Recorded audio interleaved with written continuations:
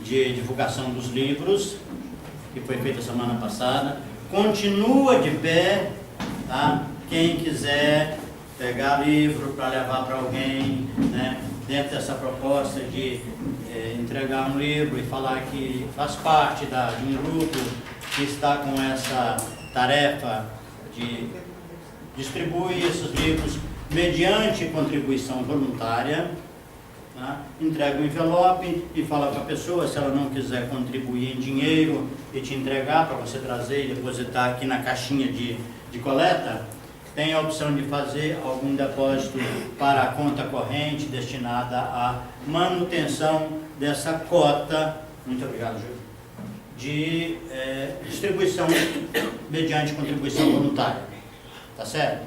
Se a pessoa quiser ajuda, aqui tem a Juranda, a Andréia, que podem assessorar, né, a escolha de um livro para a pessoa.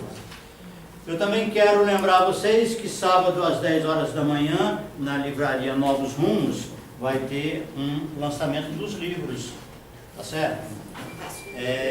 E se por acaso alguém não for, vai ter que entregar um atestado para o doutor Hipólito aqui, justificando, né, a ausência, tá certo? Mas na verdade eu queria pedir a vocês que peguem, aqui acho que a maioria está participando da lista do WhatsApp do grupo Ismael. Lá já foi divulgado, eu divulguei, depois a Lena também, né, tem uma figura. Eu peço a vocês, por favor, que passem, pode colocar aí a segunda? É a segunda? A segunda, já foi. A segunda o quê? Segundo slide, pode ir lá no começo. Isso. Segundo, isso. Distribuam isso, por favor. Põe essa notícia para circular no WhatsApp, na internet, no Facebook, porque, na verdade, lá o espaço nem comporta muitas pessoas, né? Mas é para divulgar, porque quando alguém quiser, vai lá na livraria, sabe que lá tem agora os livros à venda, né? Nós estamos colocando por um preço mais acessível, né? O custo aumenta muito por causa da livraria, mas nós estamos colocando os livros em geral a R$ 25 cada, e exceto o livro Deus, a Radiografia Simples, que é um livro mais fino, está por R$ 15, e o Homeopatia e Saúde, que é um livro mais volumoso, na faixa de R$ 40, tá certo? Então os demais vão sair por 25.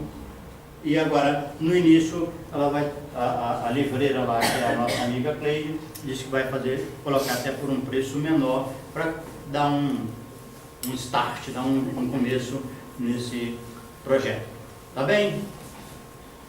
Bom, nosso tema semana passada, nós começamos com o Vida e Morte, e eu pedi ao pessoal autorização para continuar hoje, porque eu reconheci que nós estamos muito na análise do discurso do Evangelho, é uma forma de estudo, né? Tá? E então hoje nós vamos aterrissar, vamos trazer essa reflexão para nós, tá bem? Então, aqui, ainda um pouco e o mundo não me verá, mas vós me vereis, porque eu vivo e vós vivereis. Então nós vamos começar a fazer uma reflexão, né, que é uma sequência. Eu achei muito interessante porque a apresentação da Patrícia, a música e do Gilberto Gil, né, Eu Quiser Falar com Deus, e a apresentação do tema hoje, do estudo que ela fez, se encaixou completamente com o meu propósito de discutir com vocês e analisar esse texto, tá? Então eu gostaria que vocês refletissem por alguns minutos cada um consigo mesmo, o quanto você acha que é vivo e o quanto você acha que é morto. Quem aqui se sente vivo, quem se reconhece, se identifica como sendo uma pessoa viva, e quem já admite que tem algumas coisas mortas, que tem uma parte de si mesmo que está morta. Vou dar aí uns poucos segundos para vocês colocarem o Chico para começar com o técnico.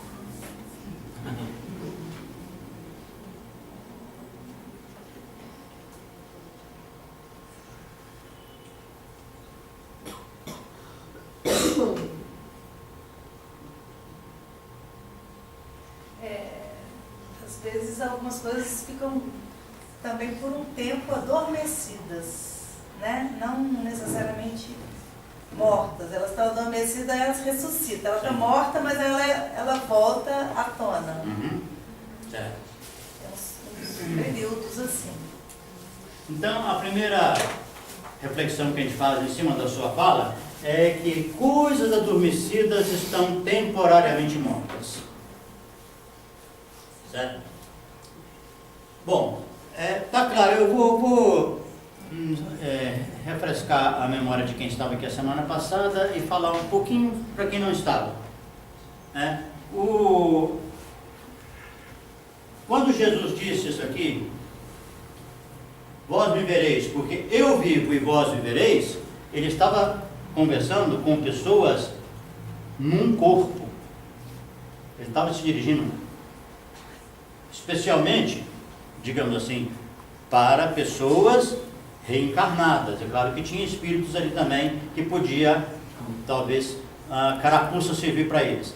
Mas nesse caso aqui, ele está dizendo que essas pessoas que o ouviam não estavam vivas. Porque eu vivo, porque ele está na sintonia do eu, ele está em comunhão com o seu eu profundo e ele vive. Certo? E nós vimos que viver é manter uma dinâmica, um fluxo de atividade no sentimento e na inteligência, certo? Ou seja, no pensamento, nas ideias e nas emoções, você mantém um fluxo, uma atividade em que você assimila ou rejeita, mas você entra em contato com essas coisas e vai se modificando discretamente, assimilando, rejeitando, assimilando, significando ou ressignificando, incorporando e elaborando uma continuação dessas coisas, sem perder a si mesmo, sem perder a sua identidade. E se você, de repente, sai um pouco dessa conexão, você desconecta-se um pouco de si mesmo num processo de alienação, de loucura, de demência, a gente sabe que isso vai ser temporário, porque você depois vai se reconstituir na sua identidade espiritual. Tá certo? Mas vida, então, não se refere à vida do corpo, não é esse. Jesus não está dizendo dessa vida, que pega água, pega alimentos, pega energia solar, vitamina D, né? Tá certo? E vai mantendo a vida física. Ele está falando de uma outra vida, ou da vida numa outra dimensão, que é a dimensão espiritual. Então, vocês se lembram daquele conceito do balde, que vida é troca, tá certo? É importante mostrar o outro lado, que apesar de todas as trocas, a vida também é uma preservação da identidade. Então, agora sim, nós podemos dizer que dormir alguma coisa, colocar alguma coisa no estado de dormência, é deixar temporariamente no freezer, não é? Está morto aquilo, temporariamente. Vai ressuscitar? E quando ressuscitar, vai ter o mesmo significado? Vai ter outro? Nós vamos olhar com outros olhos? Tá bem? Que outra coisa alguém pensou aí em relação a estar vivo ou estar morto?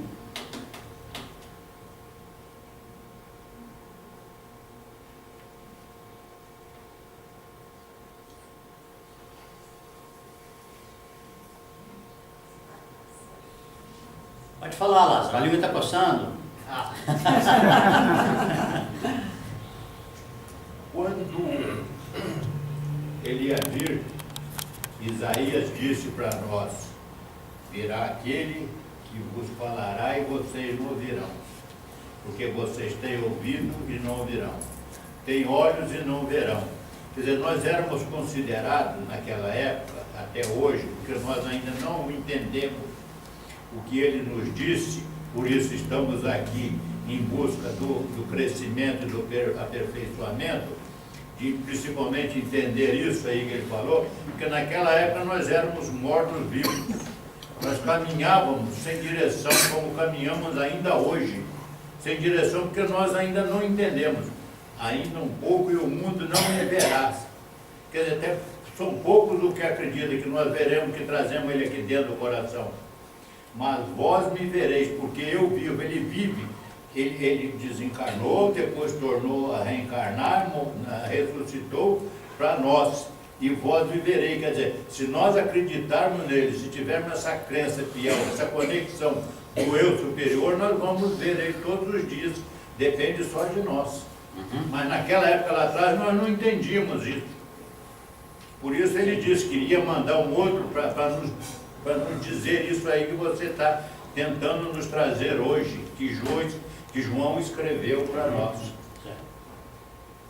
Tá bem, nós podemos então dizer que, de certa forma, estar vivo é estar vendo as coisas, digamos assim, que fazem parte dessa dinâmica da vida.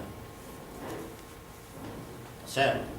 Então, nesse caso, ver o que nós somos de verdade e o que nós estamos, em que nós estamos nos transformando. Esse processo de transformação de nós mesmos, e que, conforme a Patrícia falou hoje, às vezes é muito doloroso e exige experiências muito difíceis, tá? É um processo que se passa dentro de nós. Tá certo? É claro que o meio externo, as nossas relações, elas são fundamentais para que esse processo ocorra. Porque se nós estivermos muito isolados, a gente depende muito de uma retrospecção, ou seja, de uma volta muito frequente à nossa vida, à nossa infância, às nossas experiências mais importantes, para dali tirar material, né? Ou então de uma observação do mundo, mas assim, meio distanciados, né? Em que eu olho, eu analiso, tá? Mas fica um pouco teórico, né? O material mais interessante, mais valioso, é aquele que surge do corpo a corpo, né? Das nossas relações. E quanto mais próximas ou mais significativas, mais intensas para nós, mais valiosas, mais riqueza costuma sair desse material para que a gente se transforme. Tá certo? Então, eu estou olhando a minha vida em relação ao que ela era, ao que ela é e ao que ela vai ser. Certo? Mas tem um foco mais importante, tem uma prioridade naquilo que eu sou agora. Porque se eu me fixar muito no meu passado, acontece um sério inconveniente, não é?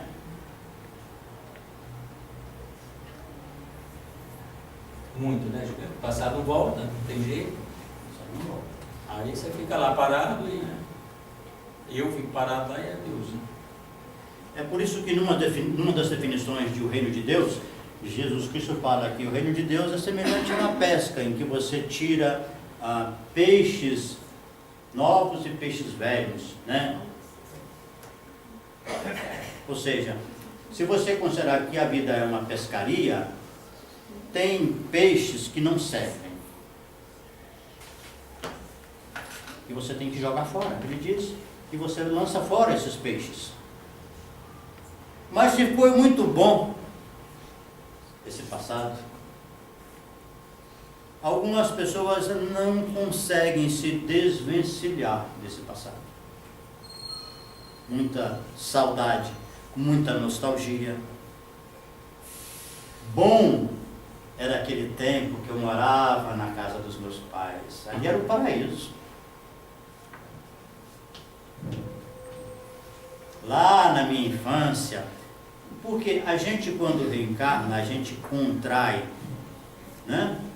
E quando começa essa expansão, a gente tende naturalmente a amar. É o mais comum. A gente ama que é qualquer um que cuidar da gente, não é? Isso é tão, assim, verdadeiro, que o Tarzan amava a macaca, a gorila que cuidou dele. Né? A lenda chega ao extremo, mas tem um fundamento isso. A gente olha crianças, às vezes, num estado de privação social muito grande, de miséria, e que são relativamente felizes quando elas pegam um pedaço de toco e brincam de carrinho com aquilo. Não é? Nós temos dentro de nós um potencial, mas ele não deveria nos prender. Mas algumas pessoas ficam presas ao passado. A vida coagula, ela se coagula naquele estágio, naquela fase. Tá certo? É uma morte relativa. Tá bem? E se eu me lanço muito no futuro também, né?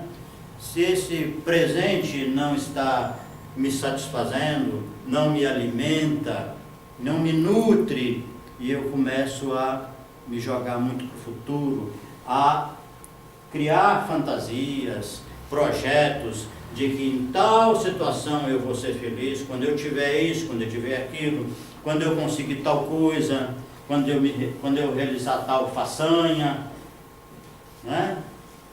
E é por isso que muitas pessoas já nos alertaram em relação a isso, né? Que a felicidade não vai chegar de repente com alguma coisa que eu conquistar, se eu não estiver desenvolvendo a felicidade em mim mesmo enquanto eu caminho. Tá certo?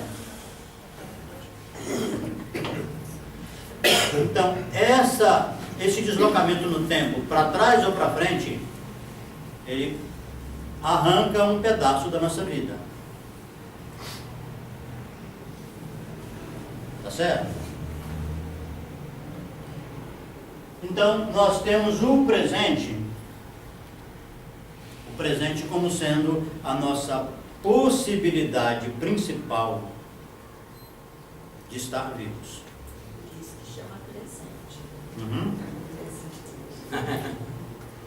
Isso mesmo, nós lembrando que o presente é um presente. Tá certo? Né? O negócio é viver intensamente o presente, se preparando para lá. É. Como é que a gente vive intensamente o presente, Hipólito? Aqui, Intensamente? agora, corpo, mente e espírito inteiros no momento presente. A Desafiador. André falou bem, quer dizer, intensamente é inteiro, né? Estar inteiro, Está ativo. estar Vai envolvido. estar Uhum. presente no presente, mas está inerte. Eu acho que tem que estar ativo para estar. Certo. Intensamente o presente, se preparando para o futuro. Tem até aquele livro, Tudo né, se faz. o Poder do Agora, né? Uhum. Que é ensinando como estar no aqui no agora para estar inteiro em qualquer atividade que vai se fazer. Né? Sim. Tem meditações ativas que ensinam você a lavar louça lavando louças, com a cabeça na louça, em vez de estar com a mão na louça, a mente em algum outro lugar, o espírito nem sabe onde vai estar nesse momento, a barriga roncando de fome, quer dizer... Sim. Fala-se muito nessa questão do aqui e agora, né? Está aqui e agora. Mas é interessante que a gente analise como que isso é complexo, sabe? Porque veja bem, a maioria das pessoas, elas se programam para alguma coisa, se programam para um estado existencial, para uma condição existencial. E eu já falei isso aqui uma vez com vocês. Os nossos sonhos, os nossos objetivos mais acalentados, eles não são para serem alcançados. Eles são apenas uma motivação para a gente caminhar. Quando eu ouço uma pessoa dizendo assim, minha vida está um sonho, eu penso assim, a hora que acordar vai ser complicado. Vai cair do cavalo, né? Entendeu?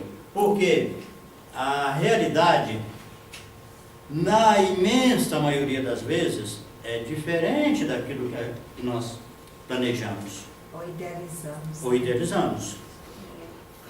Porque o nosso planejamento, ele escorrega para um tanto de idealização. Se ele acontece, nós queremos conservá-lo. Nós queremos reter aquela coisa boa, aquele ambiente, aquelas relações, aquela vida boa. Nós queremos e defendemos de todos os meios para que não haja nada de ruim. Que nada venha trazer alguma frustração, alguma perda. Certo? E esse estado de defesa, digamos assim, é o que nós chamamos de resistência, não é? A gente já está, de alguma forma, sem a abertura para o fluxo da vida. É claro que nós devemos ter alguma vigilância, sim, alguma não, muita vigilância, entendeu? Mas tem um ponto a partir do qual a vigilância, né, a precaução, ela se transforma em um mecanismo de defesa para que uma coisa não se modifique. E se alguma coisa não se modifica, ela não tem mais a vitalidade que deveria. Então, estar vivo é você estar aqui agora, mas analisando com muita abertura como é que as coisas estão fluindo, para que rumo as coisas estão indo, que fator que entra na sua vida, que circunstância que de alguma forma se aproxima da sua vida, e como é que você vai lidar com ela? Precisa ter o controle da situação, né, Gilberto? Controle é uma palavra complicada, né? Controle é tudo que eu quero. Controle é tudo que eu quero. Você tem consciência. Tudo que eu não sei. Sim. Você tem que ter uma clareza, que tem uma circunstância que você pode não querer, pode não aceitar, e você precisa se manifestar. Não é? A gente seguindo o Evangelho, a gente vê o seguinte, que certas coisas Jesus deixou claro que ele não aceitava. Por exemplo, ele disse assim, eu não aceito glória dos homens. Certo? Ou seja, não adianta me incensar, não adianta me jogar confete e uma porção de coisas, né? Não adianta me exaltar, porque eu não aceito essa admiração, essa glorificação. Eu não aceito ser celebridade, em outras palavras. Mas tu és rei, tu é que fala, tu és rei, tu é que fala, tu é que diz, eu não sou rei. Ou está O dizendo... Hipócrita está dizendo que o Pilatos disse isso, né? Isso. Tu és rei? Tu és rei. Aí ele falou, tu é que falas que eu sou rei, mas eu... Ou está dizendo, né? Tu Ou dizes. dizes, né? Outra coisa, Não adianta querer me convencer de pecar. O que é pecar? Cometer erro. Pecado é sinônimo de erro. Não adianta, né? Então Jesus fala assim, quem de vós me convence de pecado? Traduzindo isso para nós assim, quem de vós me convence a fazer alguma coisa contra a minha própria consciência?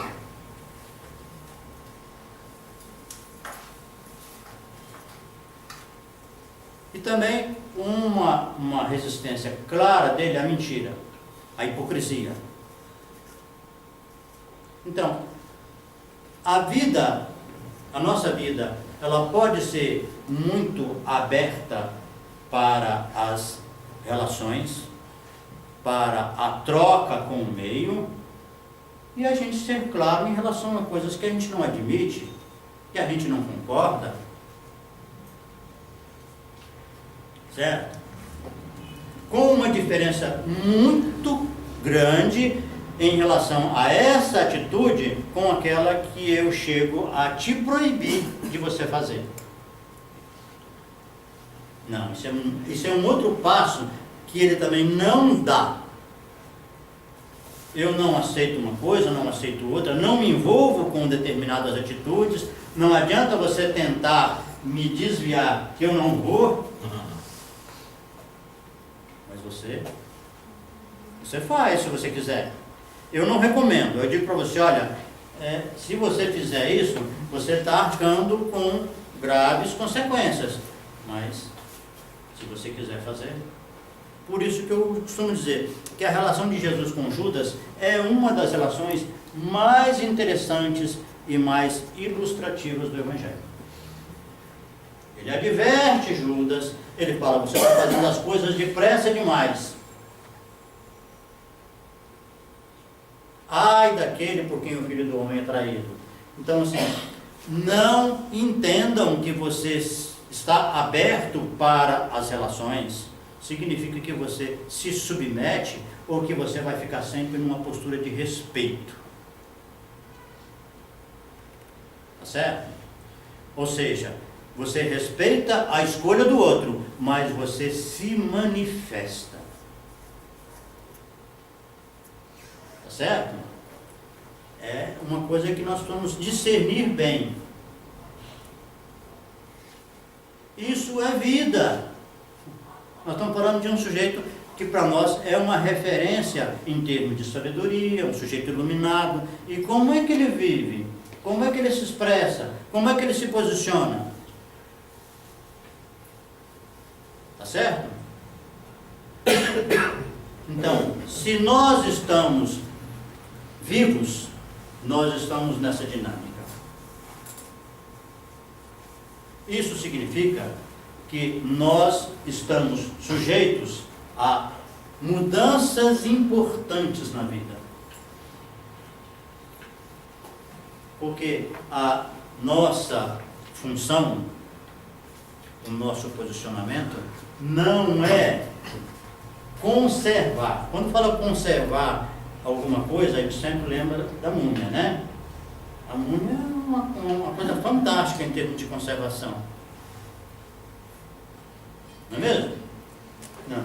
Nós estamos aqui não é para conservar um estilo, para conservar um padrão de vida, para conservar certas práticas.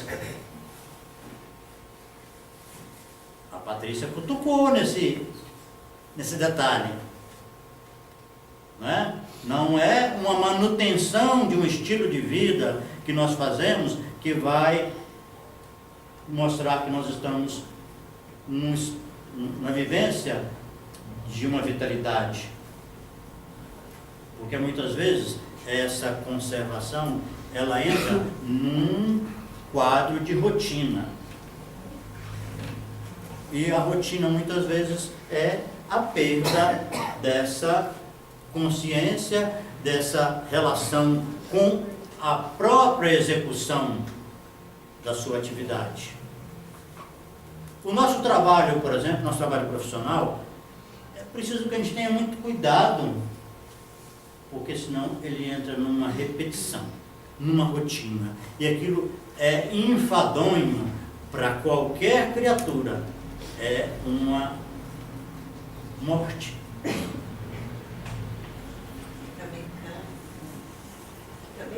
Fica mecânico. A rotina, ela mecaniza, ela automatiza. Perde a motivação, né? Perde a motivação. Então, eu digo assim que é importante a gente mudar alguma coisa.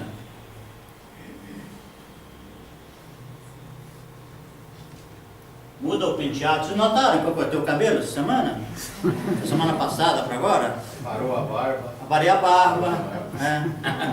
Vim de coisa nova. Né?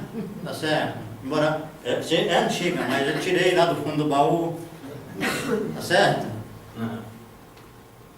A gente precisa renovar por fora e por dentro. Tá certo? Isso é importante demais, hein? Precisa. Nós não damos conta de fazer grandes transformações, é difícil. Poucas pessoas fazem e geralmente por causa do chicote. Né? O sofrimento às vezes é tão grande na vida de uma pessoa que ela sai dali uma figura bastante diferente daquela que começou. Né? Mas é raro, porque na maioria dos casos, quando o chicote chega, a gente se defende, a gente rejeita, a gente se revolta e a mudança é pequena, porque acaba, né, a gente brigando com a vida.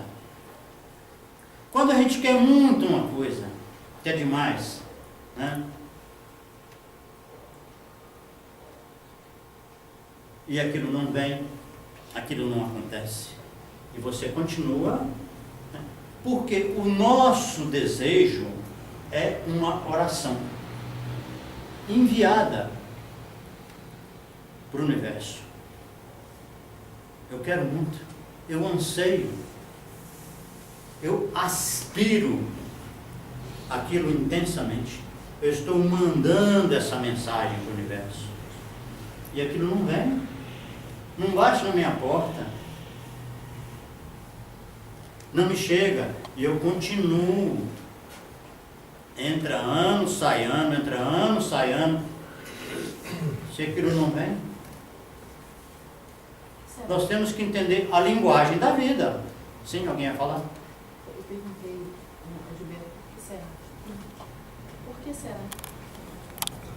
Por que será?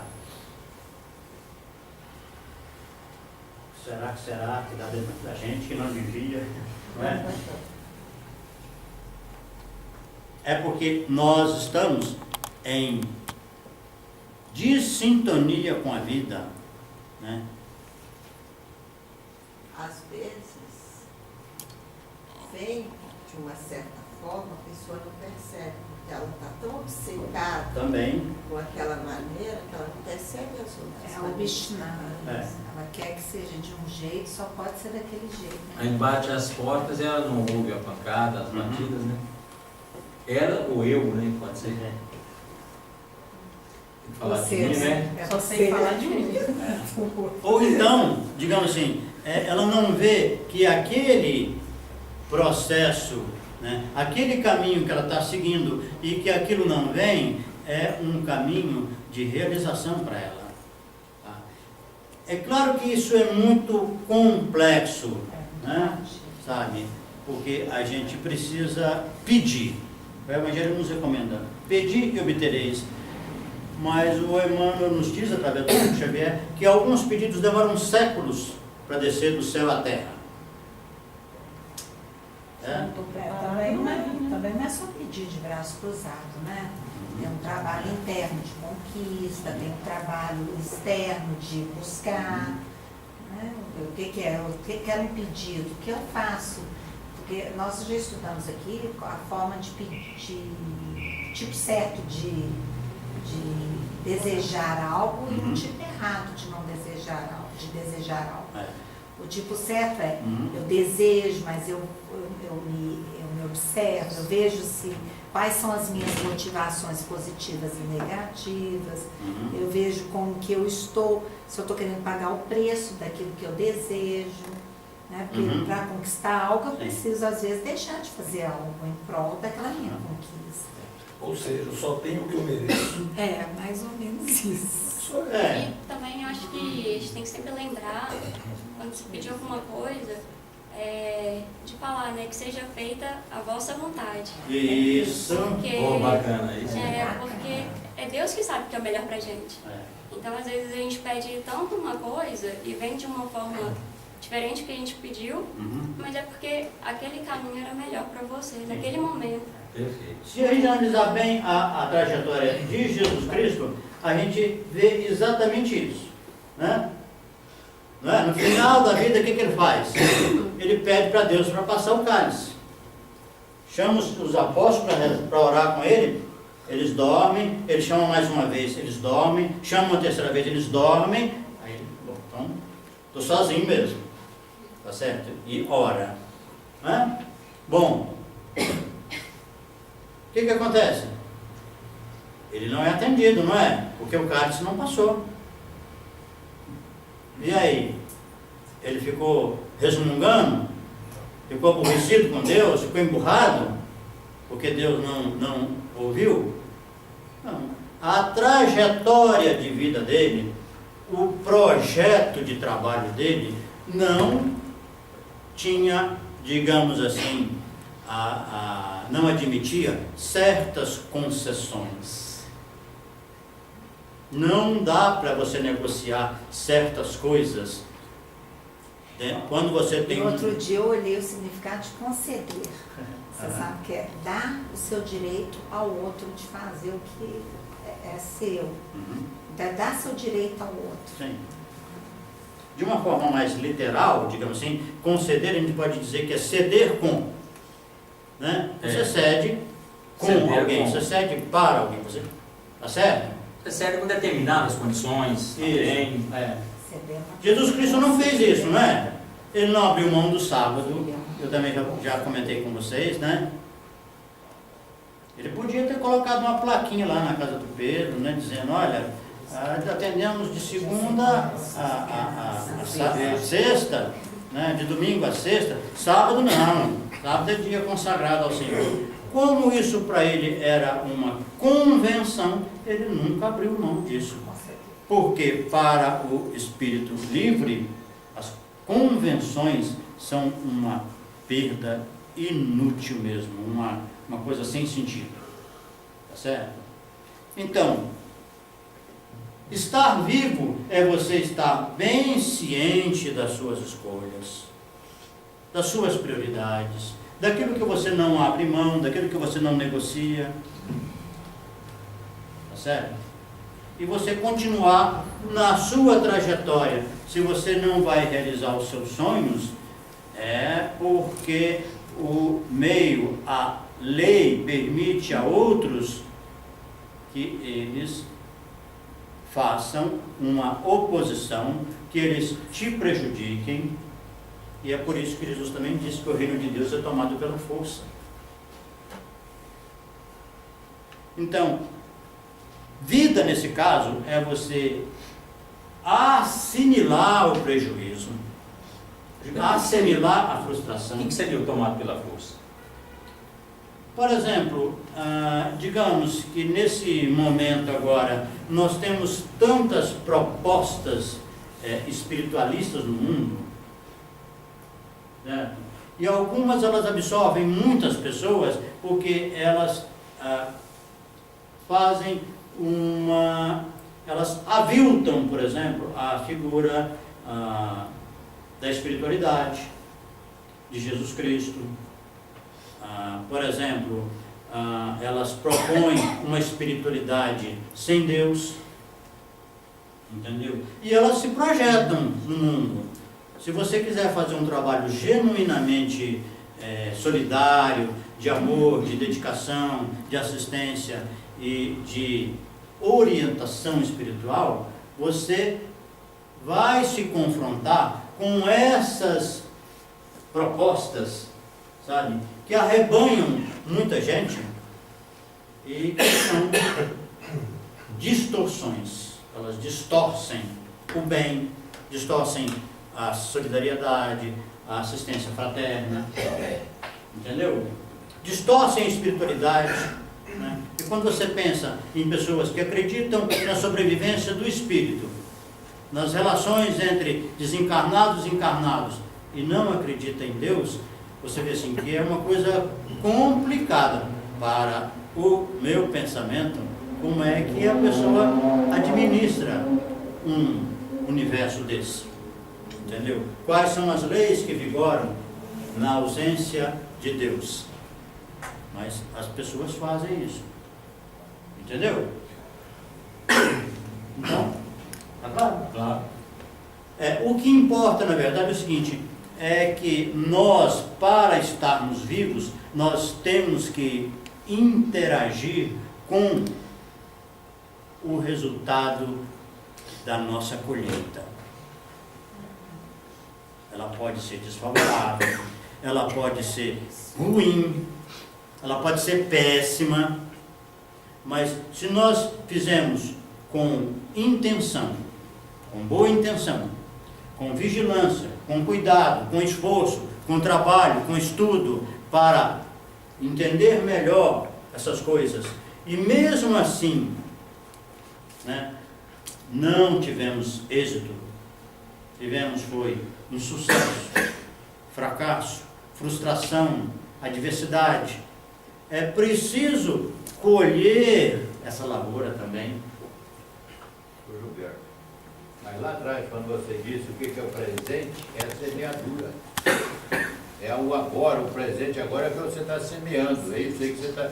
Nós vamos semear hoje, porque o futuro vai ser o presente. E eu vou colher aquilo que eu semeei. Como disse a irmã aí, Deus nos dá de acordo com a necessidade, de acordo com o que nós semeamos. Não adianta eu semear dor e querer colher amor. Se eu semeei dor, a minha necessidade é de receber dor. Ele vai me presentear com dor, ele não vai me presentear com amor. Vai, mas depois que eu pagar toda essa dor, aí ele me presenteia. O meu futuro é o meu presente de hoje. Se eu semeei bem hoje, aí eu vou ser obrigado a colher bem. Pode ser, a gente podia complementar um pouco isso.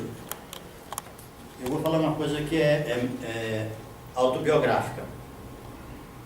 Quando eu era jovem, até uma certa fase da vida, no início da maturidade, eu tinha muito medo de errar, porque eu achava que eu ia ficar sozinho com as consequências. Não é? Então eu fazia tudo assim, escrupulosamente certinho, dentro do que eu achava que era certo, né? Para mim era certo aquilo, né? Até quando eu constatei que, apesar de todos os cuidados, eu estava enrolado até o fio dos cabelos. Estava numa situação extremamente complicada e muito sofrida. E eu percebi que Deus estava me amparando do mesmo jeito. Ele não me entregou para as baratas. Então, eu penso que a todo momento nós estamos semeando algumas coisas e colhendo outras. É uma coisa que se mistura, tá? Eu estou hoje colhendo o reflexo, o resultado de plantios anteriores, mas também estou tentando semear alguma coisa, né, nesse presente. Tá certo? Eu acho que isso, pelo menos algumas filosofias espiritualistas, com certeza o Espiritismo enfatiza muito que a qualquer momento que a gente quiser voltar para o Pai, a parábola do filho pródigo é muito expressiva. Basta que a gente entre em contato com ele. Estou cansado de arcar com as consequências dessas minhas escolhas, né? Tenho passado mal, a alimentação que eu tenho aqui, as condições de vida, elas são muito ruins, né? Me dá vontade de comer porcarias mesmo, né? Isso é uma coisa que é bem, assim, pode generalizar bastante, né? Mas antes que eu faça alguma coisa indevida, eu posso recorrer a Deus. E Ele vai, de alguma forma, a me amparar, me assistir.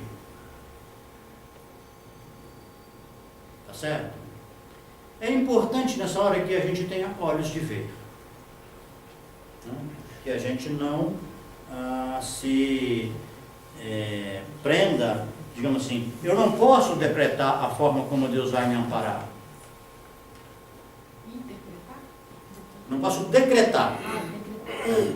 Não posso dizer, eu quero que Deus me ajude me dando dinheiro, né? Me dando um curso, me dando um emprego, me dando uma pessoa de um determinado jeito que eu quero. Não, eu tenho que analisar que a minha história, provavelmente, né, o meu crédito com Deus não é uma coisa magnífica, não é? A ponto de eu impor condições. Então, Ele me ajuda, mas eu tenho que perceber essa ajuda. Estou pedindo diamante, às vezes não mereço nenhum cristal, né? Por aí, tá certo? Não, porque tem no de tudo isso, tem o que ele disse, nenhuma ovelha se perderá do rebanho. Não importa o que fez, você vai pagar o preço desejado. Nenhuma ovelha se perderá, ele vai buscar. Agora, o que vai nos acontecer, isso aí ele não deixou muito certo que não, mas ele vai buscar. De uma maneira ou de outra, ele vem te buscar, como aquele filho pródigo. Comeu tudo que não tinha, ele plantou, gastou o dinheiro todo, quando ele se viu sem dinheiro, ele foi comer o que os porcos comiam. E retornou, ele foi mais uma ovelha recolhida. Mas ele passou pelos pedaços dele. Ele teve o bom e depois teve o mal como resposta. E passou e foi recolhido de volta.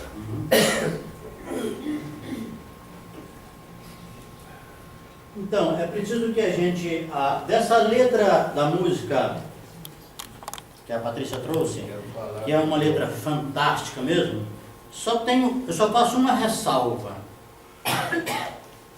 Quando ele fala que eu preciso lamber o chão dos palácios suntuosos, eu acho que nessa hora ele tem que estar disposto a lamber o chão das taperas, dos casebres, entendeu? Das coisas mais baixas, né?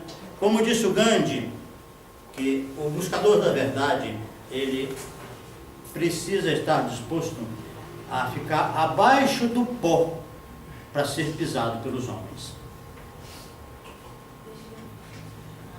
Então, nós, na nossa busca de assistência, de amparo, a gente, que é uma expressão da nossa vitalidade, é sinal que nós estamos reconhecendo a nossa incapacidade de suportar as consequências dos nossos atos ou daquilo que nos impõe, porque nem tudo é consequência dos nossos atos.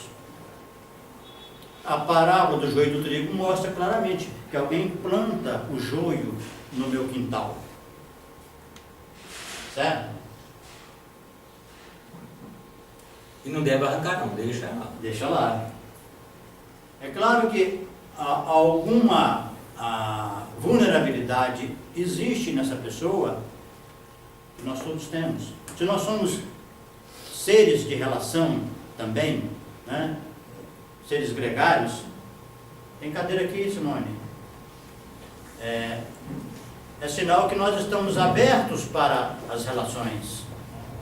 E essas relações, muitas vezes, elas acabam se aproveitando de alguma fragilidade nossa, ainda que involuntariamente alguém pode provocar algum prejuízo, algum dano para nós.